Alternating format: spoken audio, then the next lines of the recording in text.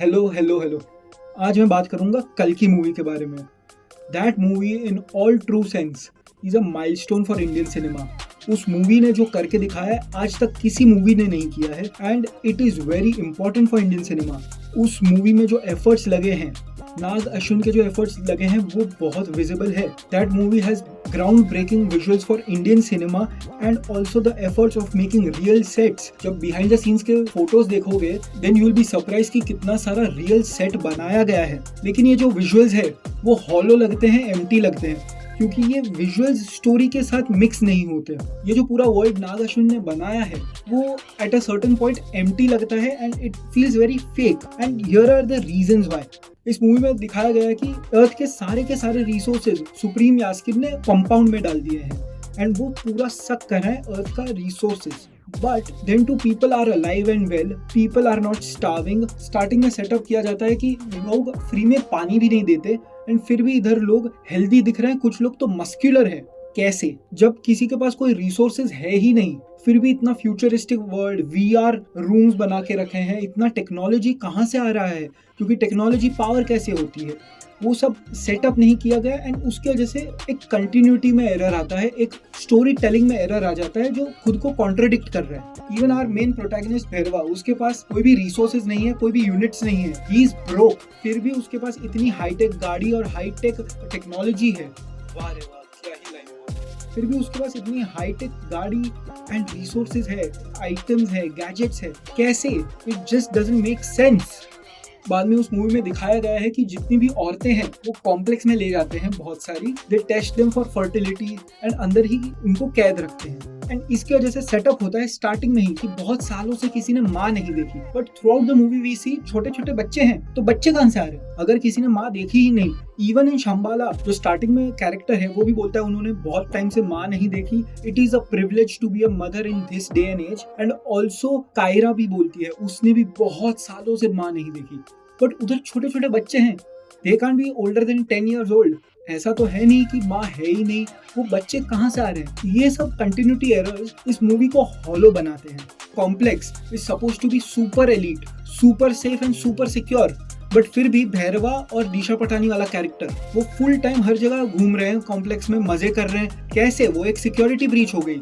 It is just not possible. ये कैसे हो रहा है? कभी सेटअप नहीं किया गया है, वो बस हो रहा है क्योंकि उनको एक सॉन्ग चाहिए which again pokes hole into this entire world they are building। वो एक illusion of a real world निकल जाता है।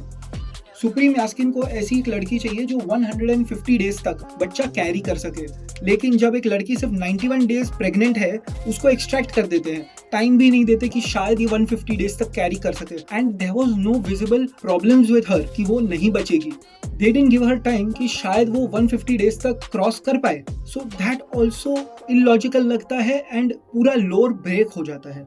ये जो हॉलो वाली बात है कि पूरा वर्ल्ड हॉलो लगता है, it is not just about the visuals and the world building, it is also about the characters. इस मूवी में अश्वत्थामा के सिवाय किसी और कैरेक्टर के साथ मैं कनेक्ट कर ही नहीं पा रहा। मैंने ये मूवी थिएटर में 2 बार देखी है, लेकिन दोनों बार आई रिग्रेटेड वॉचिंग द मूवी। मैं किसी कैरेक्टर के साथ इमोशनली कनेक्ट कर ही नहीं पा रहा। उसमें अब मुझे क्या ही फर्क पड़ेगा अगर एंडिंग में एक बड़ी फाइट सीन है 40 मिनट्स की, मुझे नहीं पड़ी है। It is just visuals for me, क्योंकि स्टोरी डेवलप नहीं हुई है। ये जो मैं हॉलो कैरेक्टर्स की बात कर रहा हूँ उसका सबसे बड़ा एग्जाम्पल हमारा प्रोटैगनिस्ट प्रभास का कैरेक्टर भैरवा है। पहले तो उसका character introduction has to be studied in cinema for one of the worst character introductions of all time. Director को एक मेटा जोक दिखाना था about character intros, hero intros in south movies, but फिर भी it feels half assed. Never half-ass two things. Whole ass one thing. आधा time वो जोक बना रहे हैं इस इंट्रोडक्शन का एंड आधा time they are trying to show him as a bad ass. वो फाइट सीन पूरी मूवी की वर्स्ट फाइट सीन थी एंड वो सीन शायद 5 से 10 मिनट का था, लेकिन मुझे 1 घंटे का लग रहा था। It was a torture to go through that scene. पूरी मूवी में बोला गया है कि भैरवा वॉर में था, he is undefeated. Record check कर लो, मैं आज तक एक फाइट नहीं हारा। पर कभी वो वाला भैरवा दिखा ही नहीं है। पूरी मूवी में भैरवा हैज बीन अनइंटरेस्टेड, उसको इतना इंटरेस्ट ही नहीं है किसी चीज में।